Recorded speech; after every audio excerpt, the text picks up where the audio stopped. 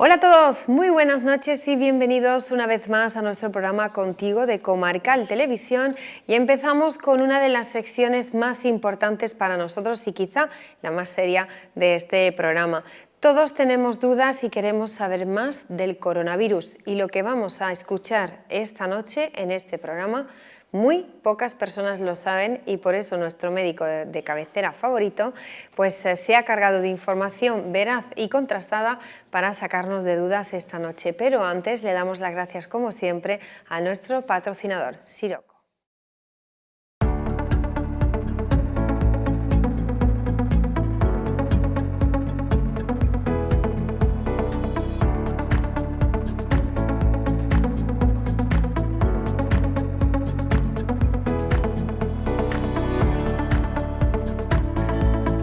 Centro Siroco, óptica y gabinete auditivo.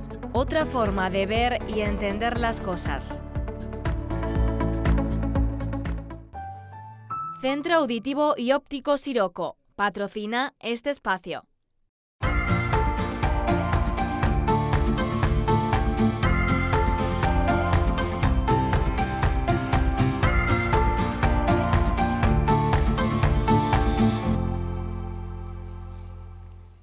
Francisco Peral, muy buenas noches. Muy buenas noches. Estamos desbordados todos con tanta información y no sabemos muy bien cómo interpretar todo lo que nos va llegando. Sí que hay confusión, hay personas que tienen más miedo que otras y a lo mejor es para nosotros la primera vez que nos encontramos con una epidemia de este tipo a la que recibimos información constantemente. Queremos saber con su forma de trabajar, su forma de interpretar las cosas y con su gran profesionalidad, que nos saque de las dudas que pueda tener nuestra población en estos momentos. Muy bien, pues es cierto. Un agente infeccioso nuevo siempre provoca inquietud.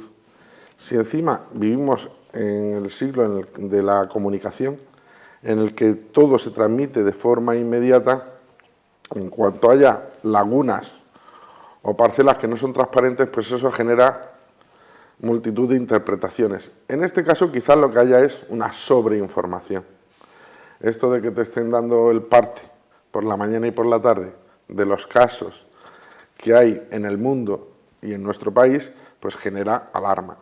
Y es cierto que existe una psicosis, una cierta psicosis en la población con respecto a esta enfermedad, que no deja de ser una enfermedad vírica transmisible con su importancia, pero como otras.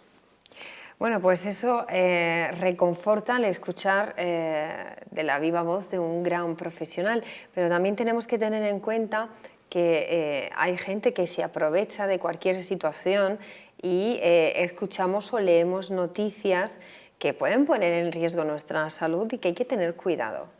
Efectivamente, bueno, primero recordar que este es un ortomisovirus, o sea, es un ortocoronaviridae, un virus ARN, no es ADN, y se llama coronaviridae porque la parte externa de su ARN forma como una corona cuando lo vemos al microscopio.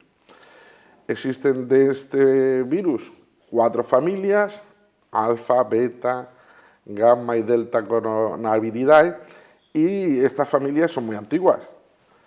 Tienen entre 2.500 años y 3.500 años antes de Jesucristo, o sea que no son de ahora. De todas estas familias de virus, sabemos que unas de ellas afectan a animales, a mamíferos, produciéndoles sobre todo problemas digestivos. Y que de estos virus conocíamos 6 que afectaban al hombre, y ahora ya tenemos 7. Este séptimo es el COVID-19, que es el virus que también se llama de Wuhan, porque fue en esa ciudad donde empezaron los primeros casos y fue allí donde se secuenció, y el día 7 de enero, hace 2 meses, pues se declaró esta nueva enfermedad. En estos 2 meses pues parece que ha pasado media vida, ¿no? Y realmente llevamos 2 meses. Y en 2 meses hemos sabido, y estamos sabiendo más de este virus, que de ningún otro ser vivo he podido conocer en años. Por ejemplo, sabemos pues, que hay dos cepas, que una es un poco más agresiva que otra, la L parece que es un poco más agresiva que la otra. Sabemos que este virus tiene la gripe. Si yo te toso y tú te contagias, a los 2 días empiezas con los síntomas gripales. En este caso, si yo tuviese el coronavirus y te tosiese, pues hasta que tú empiezas con los síntomas suelen pasar 12 o 14 días. Por eso, el periodo de aislamiento, o sea, el periodo de cuarentena, es esas 2 semanas. Una persona que ha estado en contacto con otra, si a los 14 días no ha desarrollado síntomas, es que no se ha contagiado. Y por eso se establece ese periodo como el periodo de aislamiento. Después también sabemos ya que este virus le gusta, como al virus de la gripe, el frío y no le gusta el calor. O sea, las temperaturas altas hacen que su supervivencia, por ejemplo, si yo ahora estornudo y mojo esa superficie, pues si la temperatura aquí es de 30 grados, el virus va a durar muy poco. En cambio, si la temperatura aquí es de 1 grado o de 2, pues puede durar semanas. Entonces, eso hace pensar que además cuando llegue el buen tiempo, pues la epidemia aflojará. Si no recuerdo mal, en 2009 sufrimos también pues, un momento de caos en nuestro país. Se empezó a hablar de la gripe A, se empezó también a crear pues, como una nueva normativa, se empezó a vender ese gel para las manos que todo el mundo usaba a la hora de tocar un bebé, a la hora de ir a visitar a una persona mayor, ya se compraba para usar en el bolso en un momento en que no te puedes lavar las manos, no sé, vas en un autobús, y yo creo que este país supo salir airoso, pero también es cierto que no tenemos información puntual cada 10 minutos de quién se ha infectado y de cuántos hospitales en la región o en nuestro país siguen teniendo la gripe A, porque tengo entendido que desde 2009 hasta el día de hoy es algo que sigue ahí, no es un virus que ha desaparecido. No, la gripe sigue ahí con nosotros y sigue produciendo casos. Lo que pasa es que, como todo, primero, si el número de casos no es muy elevado, si la tasa de mortalidad y la tasa de contagio no es muy alta, y si encima existe vacuna, pues es menos problema. Hoy en día para la gripe hay vacuna. Entonces muchas veces el que coge la gripe es porque no se ha querido vacunar. Después, la tasa de contagio del virus de la gripe es aproximadamente de 1,28 el virus normal, y la peor, que fue la gripe española del 1900, principios del siglo, el 1918, pues tenía una tasa de contagio del 1,82. Es cierto que este virus, el virus de Wuhan, tiene una tasa, un R0, que es lo que nos dice a nosotros la contagiosidad de un virus, del 2,8. O sea, ¿qué quiere decir esto? Quiere decir esto que si un señor con gripe es contagioso, suele contagiar a 1,3 personas. En este virus suele contagiar a 2,8. Entonces, lo que tenemos que hacer en una epidemia, que es lo que se está intentando ahora, es esa R que sea menor de 1. ¿Por qué? Porque si yo contagio a menos de una persona, la epidemia va desapareciendo. Por supuesto, yo creo que... Si voy contagiando a más de una persona, la epidemia va subiendo. ¿Se ha contagiado de esta manera tan rápida precisamente por eso, porque los síntomas aparecen tan tarde, que el primer infectado, ¿no?, aún no ha sido tratado, no ha sido aislado, y si los síntomas aparecen tan tarde, es difícil también saber dónde viene el foco? Bueno, este virus es un virus además muy curioso. Utiliza un receptor que tienen nuestras células, que es un receptor que tenemos para una sustancia que se llama angiotensina, que es la que está vinculada con mantener la tensión arterial. O sea, si tú tienes una hemorragia o un sangrado, pues tú fabricas más angiotensina, y esa angiotensina hace que las arterias se estrechen y además se produzca más aldosterona. Bueno, pues ese receptor, esa llave para la angiotensina que tienen las células, la lleva este virus y es la que utiliza para introducirse dentro de nuestras células. Y de esa manera poner a los ribosomas de las células a fabricar copias del virus. Entonces, este virus, pues cada virus tiene una tasa de infección y actualmente esa tasa de infección de este virus es alta. Si a eso le añades que durante días permanece disfrazado, porque no produce síntomas, no tienes nada, pues eso hace que efectivamente la progresión epidémica del virus sea rápida. Y si encima me lo están contando en la tele del bar, en la tele de mi casa, en las noticias, pues en el periódico, pues claro, ya uno se pasma y claro, ocurre situaciones incluso anecdóticas como que salgan gente quejándose de que en el Mercadona no hay determinados productos o en el Líder. Vamos a ver, el alarmismo no conduce a nada bueno.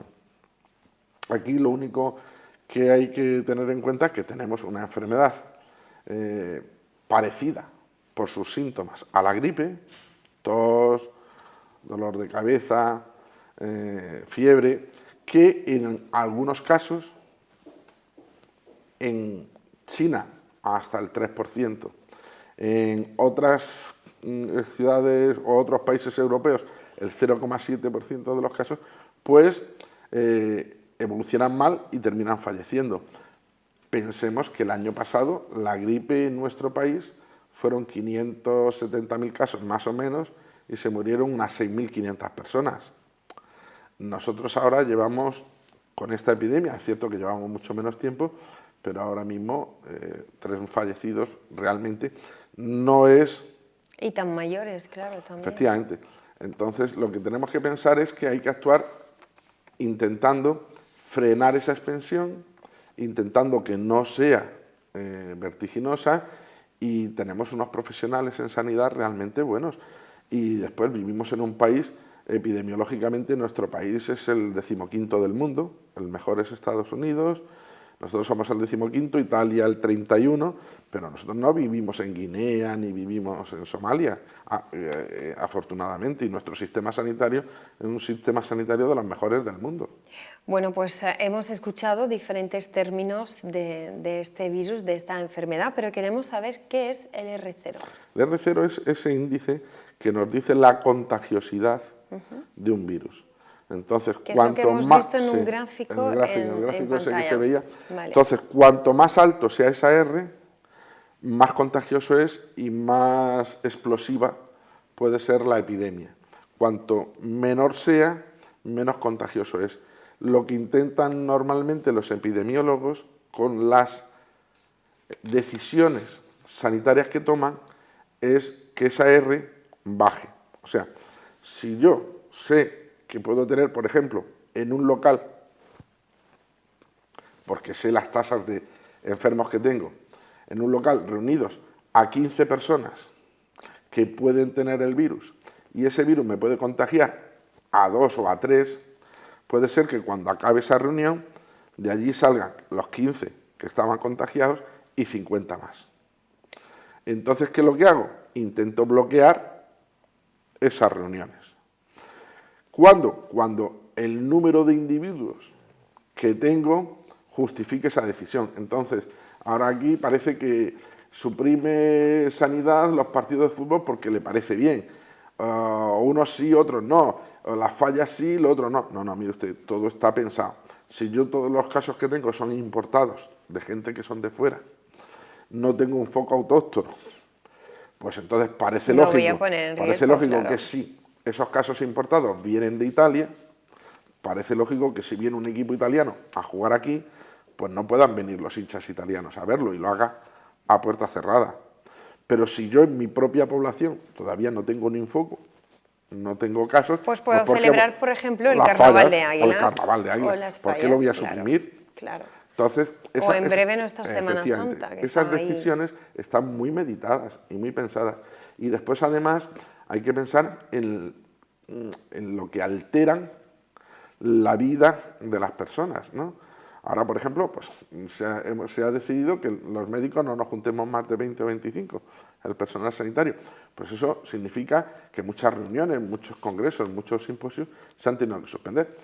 Pero entendemos el porqué de se toman esas decisiones y lo apoyamos. Y por último queremos saber qué opina, porque lo que sí hay en la región de Murcia es sentido del humor, y en las redes sociales durante todo el día de hoy estamos viendo diferentes memes relacionados con que todavía nosotros estamos un poquito aislados del resto del país, con ningún caso confirmado en la única comunidad autónoma, que es la de la región de Murcia. Hemos tenido suerte, hasta ahora hemos tenido suerte, porque esta infección ya la tenemos en toda España, bien sea de casos importados, bien sea de casos que no sabemos muy bien su origen. Y tarde o temprano tendremos la mala noticia de que en nuestra región habrá un caso. Y no nos tendremos que ni sentir más preocupados, ni más alarmados, ni acabar con las existencias de jabón en el supermercado. Muy bien. Pero pues, sí que es bueno hacer incidencia en que la epidemia y esta van a cambiar probablemente nuestros hábitos higiénicos y para bien, porque todos recordamos la imagen de esa persona que se sacaba un pañuelo del bolsillo blanco de esos de tela, se sonaba la mucosidad, después volvía y se lo metía en su bolsillo, ahí bien húmedo y caliente. Y eso con esta epidemia ya no se puede hacer. Lo que hay que hacer es el pañuelo desecharlo, lavarnos inmediatamente las manos.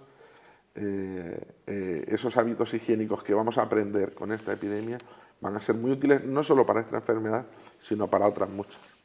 Pues tenemos que cambiar nuestros hábitos. Yo sí que puedo dar un consejo a la población, y es que se rodeen de gente positiva y alegre, que eso es lo mejor que nos pueden contagiar.